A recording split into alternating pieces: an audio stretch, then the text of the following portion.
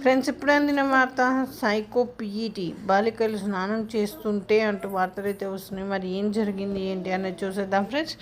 వివరాల్లోకి వెళ్ళే ముందు దయచేసి లైక్ చేసి షేర్ చేసి సబ్స్క్రైబ్ అయితే చేసి మరిన్ని లేటెస్ట్ అప్డేట్స్ కోసం బెల్ ఐకాన్ అయితే క్లిక్ చేయండి ఫ్రెండ్స్.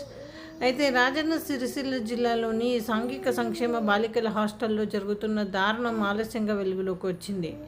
కొంతకాలంగా పీఈటీ జోష్న తమను వేధిస్తుందంటూ విద్యార్థులు రోడ్డెక్కారు. గురువారం ఉదయం 5 గంటలకే సిరిసిల్ల సిద్దిపేట ప్రధాన రహదారిపై నిరసనకు దిగారు. ముఖ్యంగా పీరియడ్స్ టైంలో కావాలని వేధింపులకు గురి చేస్తుందని, బాత్రూంలో స్నానం చేస్తుంటే లేట్ ఎందుకు అవుతుందంటూ డోర్ పగలగొట్టి వీడియోలు తీస్తూ సైకోలాగా వ్యవహరిస్తుందని బాలికలు కన్నీరు పెట్టుకున్నారు.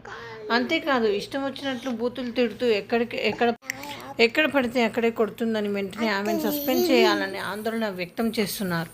తంగళ్లపల్లి మండలం ఇందిరమ్మ కాలనీ గిరిజన సాంఘిక సంక్షేమ కళాశాలలో జోష్న పీఈటీ విధులు నిర్వర్తిస్తోంది. అవుట్సోర్సింగ్ పద్ధతిలోని పనిచేసిన పీఈటీ జోష్న రక్తం వచ్చేలా కొడుతుందని ఆగ్రహం వ్యక్తం చేశారు.